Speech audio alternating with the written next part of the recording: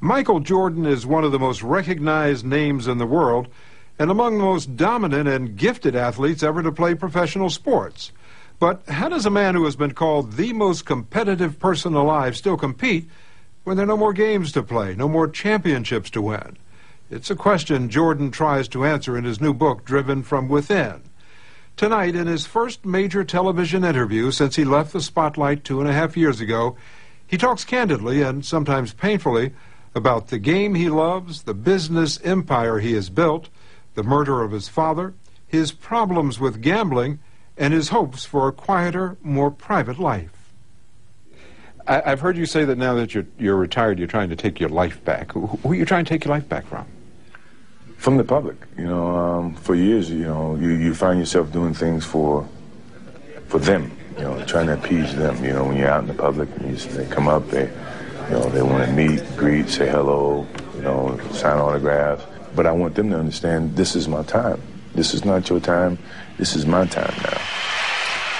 For almost 2 decades, Michael Jordan belonged to his fans, millions of them who watched from the sidelines as he led the Chicago Bulls to 6 NBA championships. The Bulls win! They win! He became the ultimate sports icon, one of the best-known athletes in the world who literally defied gravity. There were times when I would watch you play, either in person or see a highlight reel, and you would elevate for your shot. I mean, it was almost like you had another gear up there, like you were flying. Well, I mean, we all fly. Once you leave the ground, you fly. Some people fly longer than others. Some people fly higher, too. And higher as well. Today, Jordan is still flying, but at lower altitudes. We caught up with him recently in Las Vegas at the annual Michael Jordan Senior Flight School. It's a 4-day training camp where middle-aged guys who love the game pay $15,000 to get the full Michael Jordan experience, to play ball with him, to get fouled by him, and to get abused by him. What does he say to you on the court? Come on, it's like playing against my son. You're a midget. I mean, he's just very funny. Mouse in the house with you? Mouse in the house. Come on, mouse in the house. Anything to try to humiliate you. This is funny. With competition like this against guys who play mostly on the weekends, it's surprising that Jordan even broke a sweat. But he did, playing with intensity, pulling on shorts, and talking trash. I know you're looking at the ball. You're thinking about it, ain't you? He also teaches them what he did so well in the NBA, bending the rules without getting caught by the referee.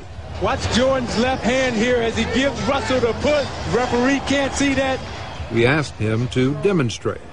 If somebody is coming at you and trying to, what do you do? I'm basically going to use his physical aggressiveness against him. So if he's reaching a touch, I use it. You can get away with that. If you do it good enough, you can. And what about if I've got the ball and you pull on jerseys? No. I mean, you can. See, I can steal you. Or I can hold you from doing things. If I want to go this, yeah. Simple, huh? Yeah. I didn't jerk on you too hard, did I? No, I'm all right, man. You pay $15,000, I got to let you win sooner or later. The guys have the opportunity to pick Michael Jordan's brain, not only about basketball, but also about life. Michael, I have a 9-year-old who has a passion for the game. The thing that gets him his way more than anything is the emotion of failure and losing. As a parent, you have to simplify it as much as possible to show them that either way, I still love you if you miss that shot. It's tougher for me than you because my oldest thinks he should be the next Michael Jordan just by birthright, and to try to talk him out of it, my wife and I are driving ourselves nuts to say, hey, kid, just have a good time. It's only one Michael Jordan. Although it may be hard to believe now, Michael Jordan was an unlikely champion. He didn't make the varsity team in high school until his junior year.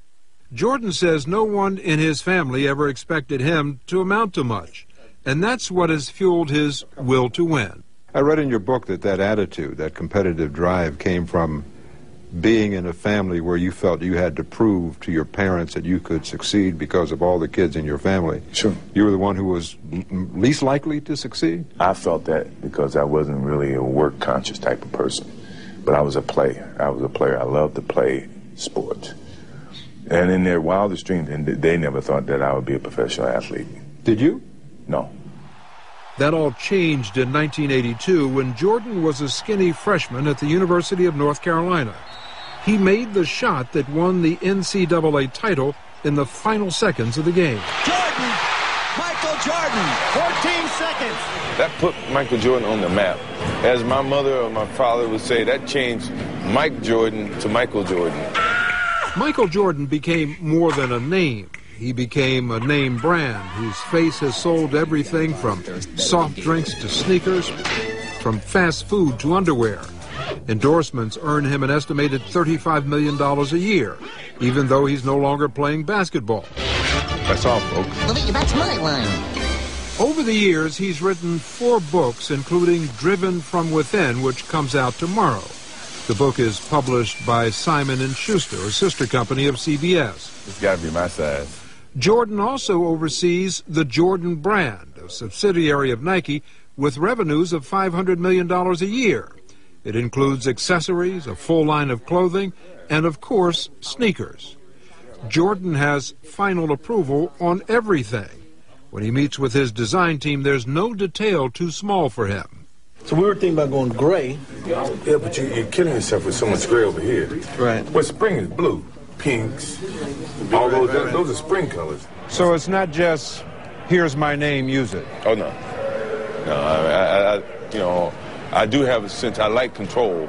I like control with my involvement. He runs his corporate empire from high atop Chicago, the city that made him famous.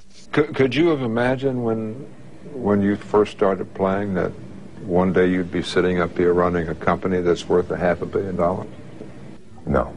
I never really thought about it. All I thought about was doing what I was good at and letting that open up a lot of opportunities for me and choosing from that point on, Jordan spends just 2 days a week in the office and travels occasionally to charity events and meetings with his team at Nike in Oregon.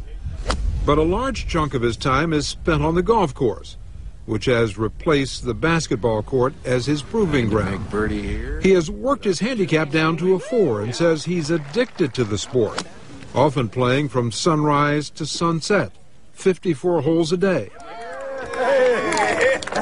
For a competitive junkie like me, golf is a great solution because it smacks you in the face every time you think you have accomplished something. Oh! That to me is taking over a lot of that energy and that competitiveness for basketball. At the height of his stardom in the NBA, Michael Jordan walked away from a game he conquered to a game that conquered him. He retired from basketball in 1993 and tried his hand at baseball with the Chicago White Sox.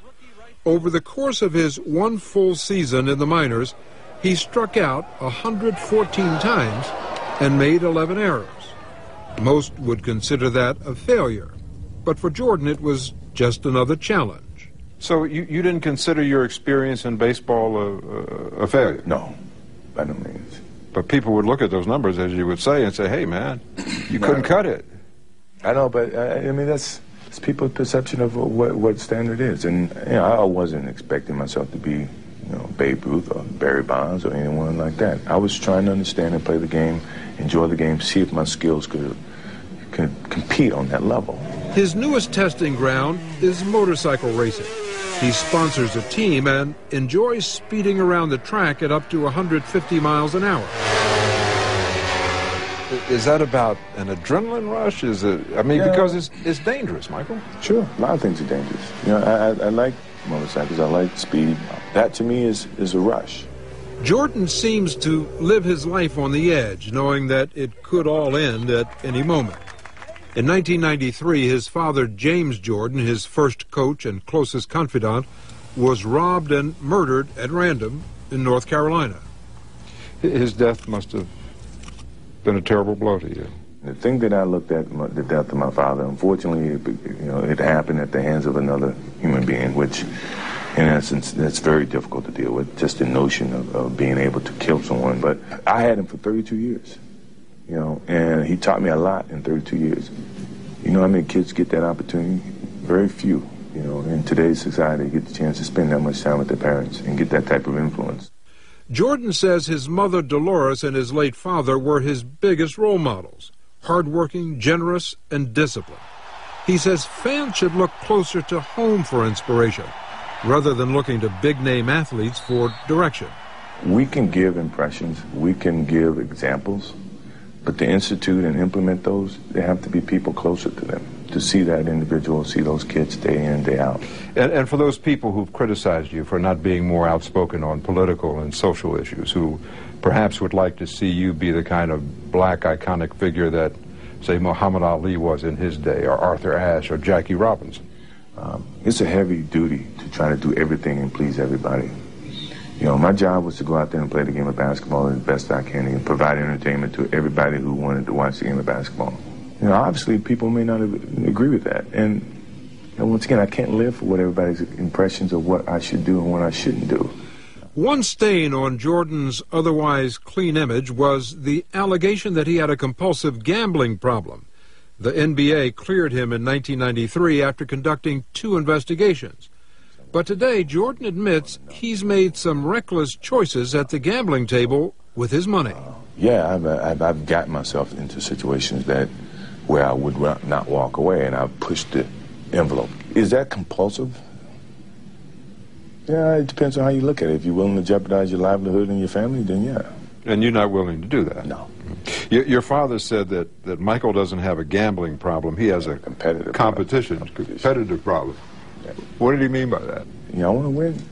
You know, I want to go out on a limb and win. You know, and sometimes that can take you past a stage that you probably should take a step back from. That sometimes I don't look at that line. I just step over that line. It's a very embarrassing thing. It's one of the things that you totally regret. So, you know, I look at yourself in the mirror and say, I was stupid. I was really stupid. But we all are. But you have to be able to look in that mirror and say that you're stupid. Perhaps Jordan's biggest professional failure was his tenure with the Washington Wizards. In 2000, he became a part owner and top manager of the team, and then decided he could make a bigger contribution by going back on the court. Although he had moments of greatness, his knees began to fail him, and he announced he was done as a player. Soon after, the Wizards unceremoniously fired him. Did you see getting fired coming? No. If that was the case, then obviously I wouldn't have went back to play, because I felt like I played injured. I went through surgery, and I did the things that a lot of the young kids and did not do, and I didn't have to do it. But I did it with the benefit of trying to help an organization get back on its feet. And the gratitude that I was being given was, your services no one wanted or needed. So I felt like I was used in a sense, but we all been in a situation where we've been used, and we regret what what you learn. And after his long career, Jordan can't keep silent about the state of basketball today. He says that too many young players are overpaid and overindulged, affecting their work ethic and hurting the game he loves so much. But the kids today, they're being given things that they haven't earned. And I don't want to seem like an old school, traditional, bitter type of guy. You ask me, and I'm telling you, I think the game is being cheated because of the success that's being given prior to them earning it. Simple as that. Michael Jordan is not ready to walk away from basketball completely. He hopes to own an NBA team someday, and while he knows he'll never play again, he's cocky enough to think he could. At age 42, you think you could play in the NBA and make a contribution? Oh, yeah, sure. Even though the mind, physically, I can't do it, the mind says that, yeah, I can still do it. And I still think I can do it better than most in the NBA. Wow, that looks so easy, doesn't it?